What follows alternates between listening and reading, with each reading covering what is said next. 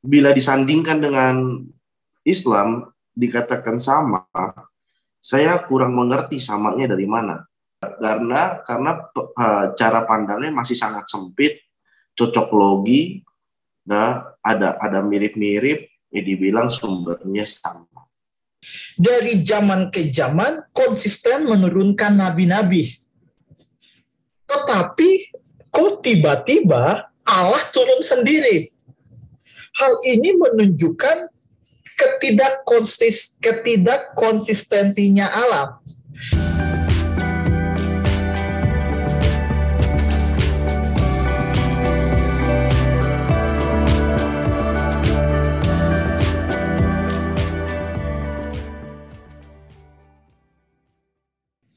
Shalom saudara, berjumpa kembali dalam Bincang Teologi. Nah, Bapak Ibu Saudara, hari ini saya bersama dengan Gideon, kami kembali akan berdiskusi sebuah video yang sudah kami temukan dari akun YouTube yang bernama Mualaf Center Ayah Sofia. Dan di dalam video yang akan kami diskusikan pada hari ini, video itu berjudul Mengapa Bible Selalu Berpihak kepada Muslim. Nah, Bapak Ibu, hal-hal apa saja yang dibahas di dalam video tersebut? Langsung saja kita akan bertanya kepada Gideon pada hari ini. Halo bro. Ya bro, hari ini saya akan menanyakan beberapa hal. Nah, yang pertama mereka dalam video tersebut mereka menyatakan bahwa agama Yahudi, Kristen, dan Muslim sama. Yaitu mereka memiliki satu sumber, dan sumber itu ya menurut mereka Allah, bro. Nah, yang mau saya tanyakan yang pertama, apakah benar yang menurunkan semua agama yaitu Yahudi, Kristen, dan Muslim di dunia ini adalah Allah? Karena dari ketiga agama ini menurut mereka kenapa satu sumber? Karena ketiga agama ini mengajarkan hal yang sama. Contohnya puasa, larangan makan babi, sunat. Nah, hal-hal tersebut yang menurut mereka karena sama jadi satu sumber. Bagaimana bro menanggapi hal tersebut bro?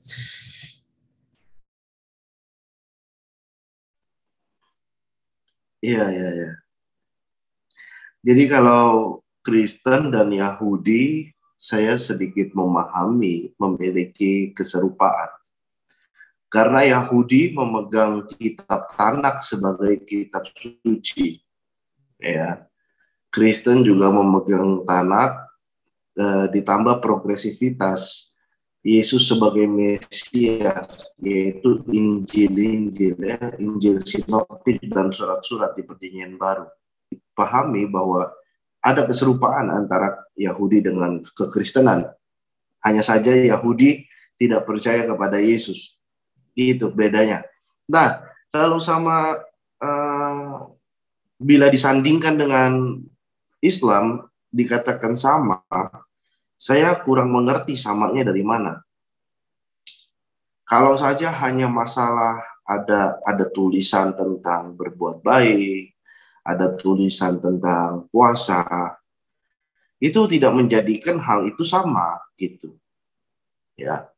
Kalau misalkan UUD, undang-undang kita memiliki hukum tentang penghukuman terhadap pembunuhan.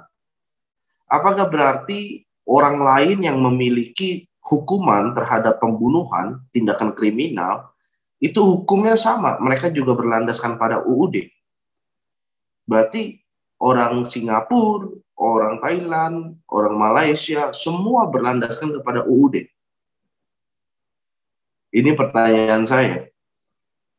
Apakah berarti demikian? Nah, itu dia, karena cara pandangnya masih sangat sempit, cocok logi, nah, ada mirip-mirip, dibilang sumbernya sama. Dan menurut saya jelas ada perbedaan. Jadi tidak usah bekerja keras untuk menyamakan gitu. Jika memang berbeda ya sudah terima berbeda. Namun saya memahami sih sebenarnya kenapa banyak orang berusaha untuk mencocok logi atau menyamakan. Ya karena juga di dalam kitab suci mereka ada tertulis tentang Taurat dan Injil. Nah itu yang susah kan. Jadi ya tapi isinya beda gitu, nggak bisa disamakan. Iya, demikian bro. Ya bro, pertanyaan yang kedua bro, di video tersebut mereka menyatakan Allah yang merupakan sumber dari 3 agama tadi bro, dari zaman ke zaman konsisten menurunkan nabi-nabi. Tetapi kok tiba-tiba Allah turun sendiri? Hal ini menunjukkan ketidakkonsistensinya Allah. Karena salah satu indikator kebenaran adalah adanya konsisten. Jadi Allah mengutus nabi-nabi, kok tiba-tiba Allah turun sendiri, yaitu Yesus bro. Bagaimana bro menanggapi hal tersebut bro? Aduh, cara mikirnya bagaimana ya? Sekarang didengarkan baik-baik perumpamaan saya untuk Anda yang berkata bahwa karena Yesus datang ke dunia ini lalu Anda berkata bahwa itu tidak konsisten. Harusnya yang diturunkan terus-terusan, yaitu nabi, dan nabi. Nah sekarang kita perlu memahami ya, kita nggak usah jauh-jauh, kita melihat saja deh. Kita melihat saja di area rumah tangga, di dalam rumah tangga. Misalkan ada seorang anak umur 5 tahun dan Anda adalah orang tuanya. Anak umur 5 tahun itu apa yang Anda ajarkan ketika makan kepada anak itu? Pada saat anak itu umur 5 tahun, yang diajarkan adalah makan dengan rapih. Sampai sini paham ya? Waktu umur 5 tahun makanlah dengan rapih. Waktu sudah umur 8, apakah masih diajarkan makan rapih? Tidak, umur 8 diajarkan untuk mencoba taruhlah piring, bersihkan piring, taruh di tempat cuci piring. Pada saat umur 12 tahun, apakah masih hanya taruh aja di cuci piring, tempat cuci piring? Tidak. Taruh tempat cuci piring, lalu cucilah sendiri piringmu. Umur 20 tahun, apakah cuci piring sendiri? Tidak, sudah semakin dewasa, berarti harus ada penambahan. Cuci piring, nah bantuinlah cuci piring orang tua, cuci piring saudara, gitu kan. Umur 30 tahun, karena sudah menikah, apakah masih cuci piring sendiri? Tidak. Umur 30 tahun sudah cuci piring pasangan, cuci piring anak, ya kan? Nah, kalau memang ada progresivitas di dalam kehidupan manusia, lalu lantas apakah ketika anak sudah umur 30 tahun, jika diajarkan untuk mandiri, lalu dikatakan kenapa nggak konsisten? Dulu kan umur 5 tahun diajarinnya apa? Diajarinnya makan dengan rapi. Kenapa nggak diajarin makan dengan rapi terus? Kenapa harus menambah? Berarti orang tuanya nggak konsisten, begitu kan? Maksudnya? Nah ini saya agak tidak memahami gitu. Kenapa pola pikirnya harus dipukul sama rata? Sama seperti ya ngajarin aja pakai nabi terus seperti itu, tidak ada pertumbuhan gitu. Kalau anak kecil masuk sekolah di TK, kenapa mesti ke SMA? Di TK saja. Tidak perlu belajar banyak, tidak perlu ganti guru untuk yang lebih mengajarkan pelajaran yang lebih susah, tidak perlu.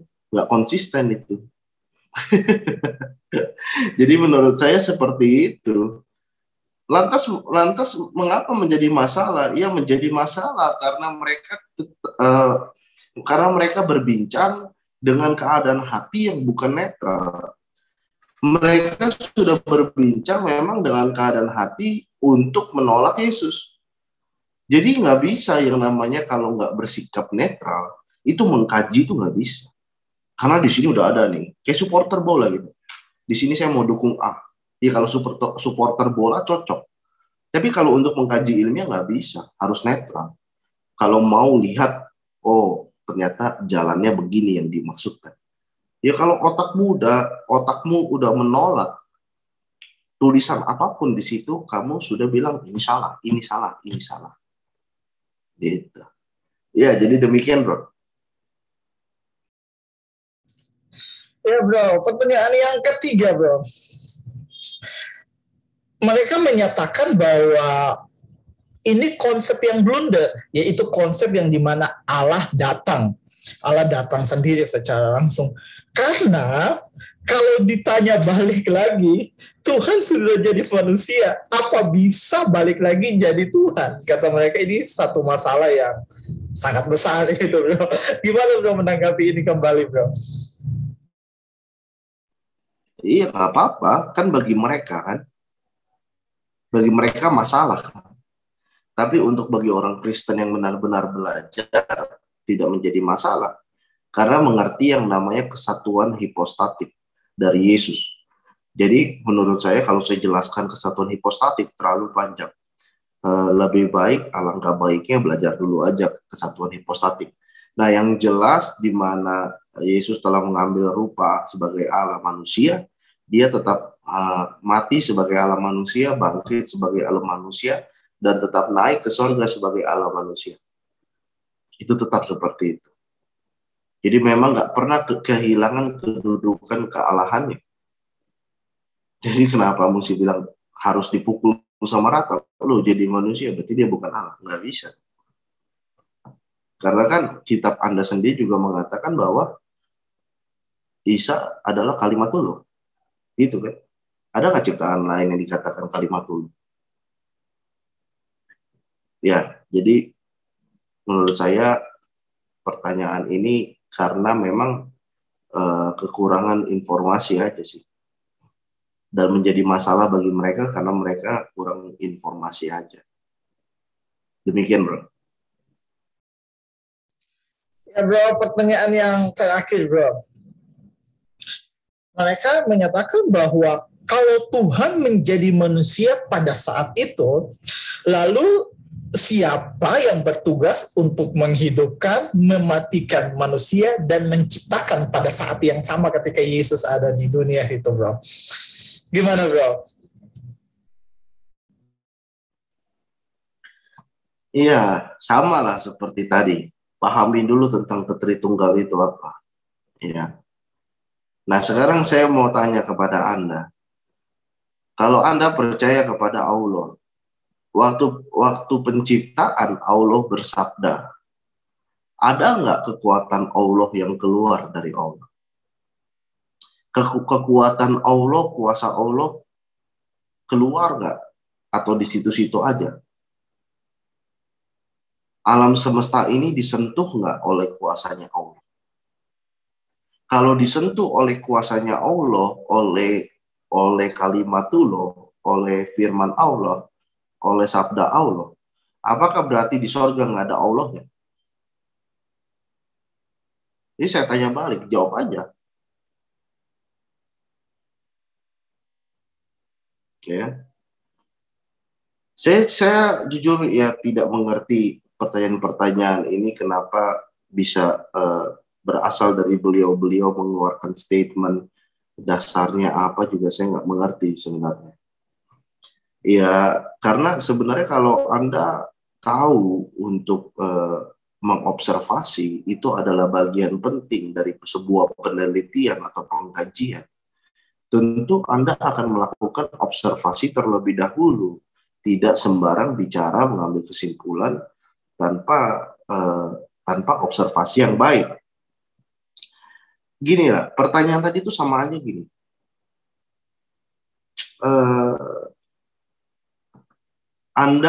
Anda menilai Kristen dari sudut pandang Islam, ya bisa nggak? Nggak bisa. Sekarang gini, Anda perlakukan pasangan hidup Anda sesuai dengan standar hidup pasangan di rumah tetangga. Bisa nggak? Ya nggak bisa. Pasangan Anda ya pasangan Anda, bukan pasangan rumah tangga. Bukan pasangan tetangga Anda, gitu kan? Jadi nggak bisa melihat sisi melihat satu sisi saja. Kalau Anda mau kaji secara fair, gitu ya. Jangan Anda berpikir kalau tauhid berarti hanya ada satu pribadi lah. Kalau firman Allah keluar berarti di sorga nggak ada, berarti di sorga nggak ada Allahnya. Ya enggak dong. Kalau firman Allah keluar, sabda Allah keluar, kalimatullah keluar, tetap ada Allahnya di sorga kan. Nah, terus menjadi masalah di mana? Gitu ya. Maka Yohanes mengerti sekali dalam menulis Yohanes 1 ayat 1 dan Yohanes 1 ayat 14 bahwa yang datang adalah firman Allah. Ya, Allah yaitu Bapa tetap di sorga. Gitu. Ya. Kenapa begitu? Ya karena ada alasan kuat tersendiri yang Anda harus dapatkan dari pembelajaran. Nggak bisa hanya mau tahu saja. Nggak akan bisa ngerti. Gitu.